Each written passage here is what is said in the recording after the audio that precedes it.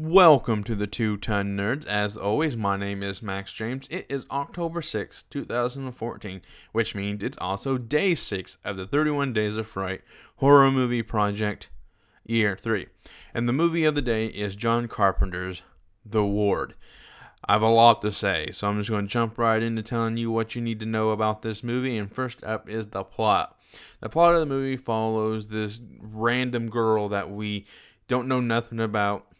She is setting fire to this house. She's running through the woods, and the cops finally catch up to her, and they take her to this psychiatric hospital where she goes through, the normal routine of being checked in and meeting the fellow patients, and she's just kind of like the outcast, basically because she's the newest one, and they all kind of have they're all settled into this place, and things start to creep in because there's a kind of a ghost kind of running around, and it's just really good. I really enjoyed this movie. I mean, I know I'm not doing it justice by telling you what it's about, because if I start to tell you a little bit more, I'll start to ruin it. And because this movie has a nice twist at the end, which I will get to in a second, but I won't spoil it. I'll just tell you what I thought about the twist. The acting, the actors in the movie has Amber Heard, Danielle Panabaker. You may recognize from The Crazies or the new Friday the 13th.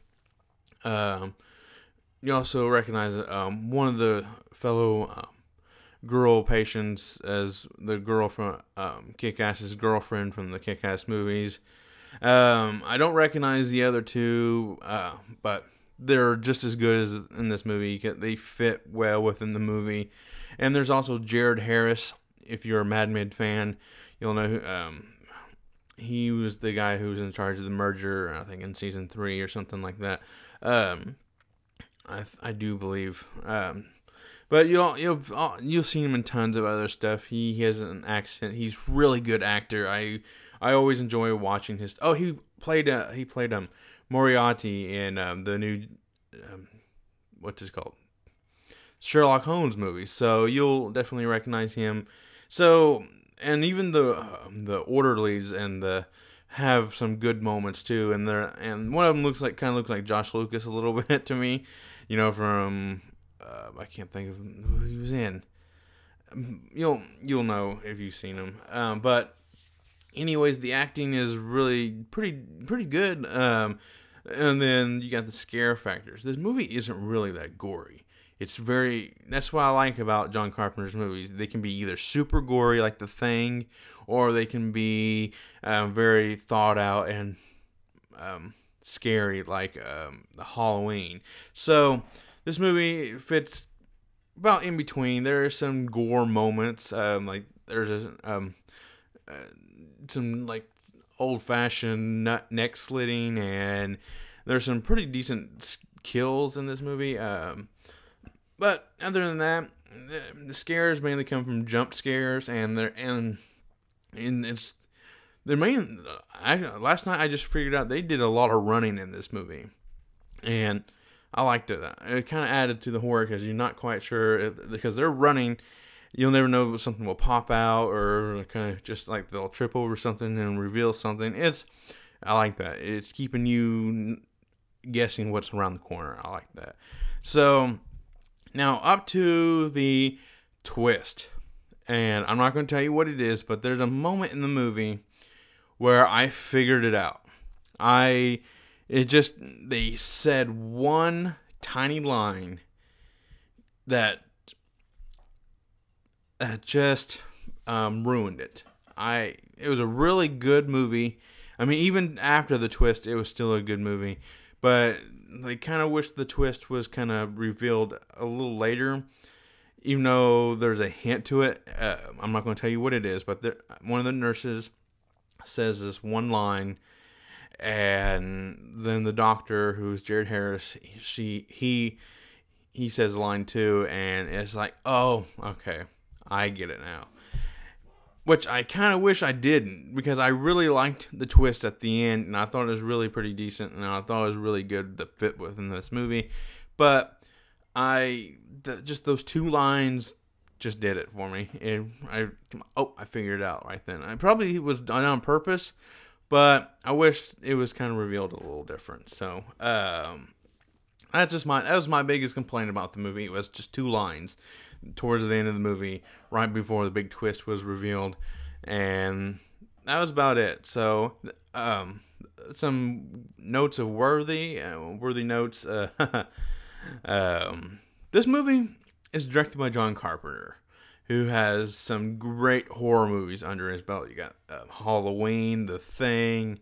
What else you got? Assault. I'm counting Assault on Precinct 13 as a horror movie because it is very kind of creepy. What else you got? I'm drawing a blank. I think he wrote Halloween 2. What else was there? There's just some. I'm Dark Star. So there are some good movies under John Carpenter's belt within the horror genre, but this one it's really good. It won't be forgotten. It'll just get lost in his other bodies of work. That's basically it. The Thing and Halloween and every other movie will overshadow it, but it's still worth checking out. It really is. So I have my classification scale: 1 being run-of-the-mill horror, 2 best watch with a group, 3 more than average horror but adds nothing new to the horror genre, 4 helps move the horror genre forward, and 5 being a horror classic.